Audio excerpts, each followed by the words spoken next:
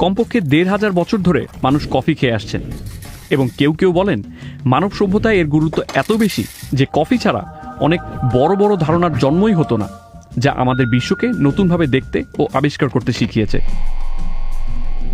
কফির প্রধান সক্রিয় উপাদান হলো ক্যাফিন, যাকে পৃথিবীতে সবচেয়ে বেশি ব্যবহৃত সাইকোঅ্যাক্টিভ মাদক হিসেবে ভাবা হয়। তো কোথা থেকে আসে এই কফি, আর আমরা যখন কফি পান করি তখন এটি আমাদের শরীরে কি করে? কফি আসে কফি আরবিকা গাছের ফল থেকে, যা প্রথম ইথিওপিয়ায় পাওয়া যায়। এ নিয়ে এমন একটি গল্প শোনা যায় যে নবম শতাব্দীতে কালদি নামের এক রাখাল দেখেন কফি বেরি খেয়ে তার ছাগলগুলো আরও বেশি চাঙ্গা হয়ে উঠেছে, তাই তখন তিনিও একটু খেয়ে দেখেন। ঐতিহাসিক নথি থেকে জানা যায় যে ইয়েমেনের সুফিরা কফি বেরির বীজ রোস্ট বা ভেজে সেটি থেকে এক ধরনের পানীয় তৈরি করেন, যাকে আমরা এখন কফি নামে চিনি। পঞ্চদশ শতাব্দীতে অটোমন সাম্রাজ্য জুড়ে প্রথম কফি হাউসগুলো চালু হতে দেখা যায় এবং পরবর্তী শতাব্দীতে এগুলো ইউরোপে ছড়িয়ে পড়ে। ইউরোপের এক সময়ের কফি হাউসগুলি ব্যবসা, রাজনীতি এবং নতুন আইডিয়া বা ধারণা নিয়ে আলোচনার স্থান হয়ে ওঠে। এমনকি একজন শিক্ষাবিদ ইউরোগেন হ্যাবারমাস বলেছেন, কফি ছাড়া আমরা হয়তো সংস্কার মুক্তই হতে পারতাম না। কান্ট এবং ভলতেয়ারের মতো দার্শনিকরা যারা দিনে মোটামুটি ৭২ কাপ কফি পান করতেন, একটা সময় তারা বিশ্ব সম্পর্কে ক্যাথলিক চার্চের ব্যাখ্যা নিয়ে প্রশ্ন তুলতে শুরু করেছিলেন।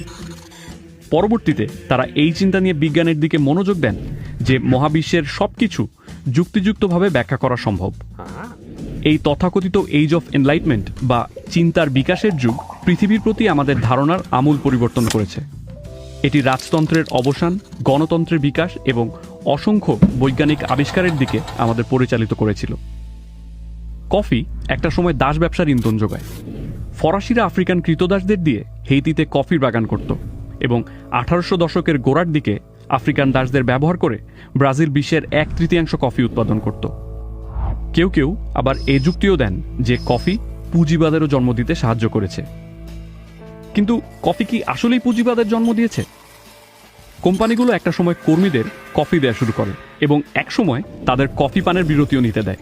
তবে এটি মালিকদের পক্ষ থেকে স্বার্থহীন কোনো বিষয় ছিল না। তারা আসলে শ্রমিকদের উৎপাদনশীলতা বাড়ানোর চেষ্টা করছিল। সে যুগ থেকে বর্তমান যুগে আসি।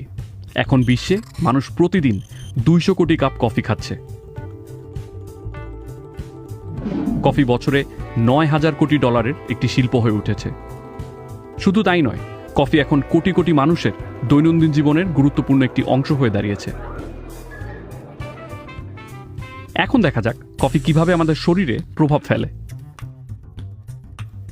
যখন ক্যাফিন আপনার পরিপাকতন্ত্রে প্রবেশ করে তখন এটি অন্ত্রের মাধ্যমে রক্তের প্রবাহে মিশে যায়। কিন্তু এর প্রভাব তখনই শুরু হয় যখন ক্যাফিন স্নায়ুতন্ত্রে প্রবেশ করে। এটি ঘটে কারণ ক্যাফিনের এমন একটি রাসায়নিক গঠন রয়েছে যার কাঠামো আমাদের নিজেদের শরীরেই উৎপাদিত হয় এমন একটি রাসায়নিকের মতো, যার নাম অ্যাডিনোসিন। ক্যাফিন আমাদের শরীরে অ্যাডিনোসিন রিসেপ্টরকে ঘিরে ফেলে, যা স্নায়ুকোষের পৃষ্ঠে পাওয়া যায়। ব্যাপারটা আসলে চাবি দিয়ে তালা খোলার মতো। অ্যাডিনোসিন এমন একটি উপাদান যা আমাদের সিম্প্যাথিক নার্ভাস সিস্টেম বা সমবেদী স্নায়ুতন্ত্র দুর্বল করে। এটি আপনার হৃদস্পন্দন কমিয়ে দেয়, এতে ঘুম ঘুম ভাব হয় এবং শরীরে শিথিলতা তৈরি হয়। এই রিসেপ্টরগুলোকে আচ্ছাদিত করে ক্যাফিন শরীরে এর ঠিক বিপরীত প্রভাব তৈরি করে। যেমন যদি আপনার নিয়মিত কফি পানের অভ্যাস না থাকে, তাহলে কফি পান করার পর আপনার রক্তচাপ কিছুটা বাড়তে পারে। মস্তিষ্কের কার্যকলাপের ক্ষেত্রেও এটি কাজ করে। ক্যাফিন মস্তিষ্ককে উদ্দীপিত করে, ক্ষুধা কমিয়ে দেয় এবং আপনাকে সতর্ক অবস্থায় থাকতে সাহায্য করে, যাতে আপনি দীর্ঘ সময় মনোযোগ ধরে রাখতে পারেন। ক্যাফিন আপনার মন মেজাজেও ইতিবাচক প্রভাব ফেলতে পারে, আপনার ক্লান্তি দূর করতে পারে এবং শারীরিক কার্যক্ষমতা বৃদ্ধি করতে পারে। এ কারণে অনেক অ্যাথলেট একে সাপ্লিমেন্ট হিসেবেও ব্যবহার করে এবং এই প্রভাবগুলো ১৫ মিনিট থেকে ২ ঘন্টা পর্যন্ত থাকতে পারে। আমাদের শরীর কফি গ্রহণ করার ৫ থেকে ১০ ঘন্টা পর ক্যাফিন শরীর থেকে বের করে দেয়। তবে ক্যাফিনের প্রভাব আরও দীর্ঘস্থায়ী হতে পারে। বিশেষজ্ঞদের মতে আপনি যদি আপনার শরীরে কফির কার্যকারিতা বাড়াতে চান, তবে বিকেলের পর কফি পান না করাই ভালো। এতে পরের দিন সকালে আপনি যখন কফি পান করবেন তা আপনার শরীরে আরও কার্যকারী প্রভাব ফেলবে। কফি পান করার সময় একটু যত্ন নিয়ে পান করতে হয়। একজন সুস্থ প্রাপ্তবয়স্ক মানুষ দিনে সর্বোচ্চ ৪০০ মিলিগ্রাম ক্যাফিন গ্রহণ করতে পারেন, যা প্রায় ৪ বা ৫ কাপ কফির সমান। এর বেশি পান করলে অনিদ্রা, নার্ভাসনেস, উদ্বেগ, হৃদস্পন্দন বেড়ে যাওয়া, পেটে অস্বস্তি, বমি বমি ভাব এবং মাথা ব্যথার মতো পার্শ্ব প্রতিক্রিয়া হতে পারে। যদি কেউ পরপর 12 কাপ কফি বা প্রায় 1200 মিলিগ্রাম ক্যাফিন গ্রহণ করেন, তাহলে তার শরীরে এর বিষক্রিয়ার ফলে খিচুড়ির মতো প্রভাবও দেখা দিতে পারে। যদিও এই সীমা এক একজনের ক্ষেত্রে এক এক রকম, কিন্তু জিনগতভাবে কারো কারো শরীর ক্যাফিনের প্রতি একটু বেশি সংবেদনশীল। তবে পরিমিত মাত্রায় পান করতে পারলে কফি শরীরের জন্য বেশ উপকারী। যেমন Harvard T. H.. Chan school of public হেলথের ডক্টর ম্যাটিয়াস হেনের মতে, coffee type 2 diabetes, cardiovascular disease, কিছু ক্যান্সার এবং পার্কিনসন রোগের ঝুঁকি হ্রাসে সাহায্য করে।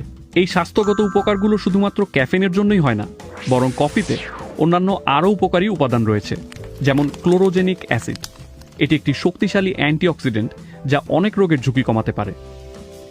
তো এরপর আপনি যখন 1 কাপ কফি নেবেন, আপনি হয়তো সেই কফিকে শুধুমাত্র 1 কাপ কফি হিসেবে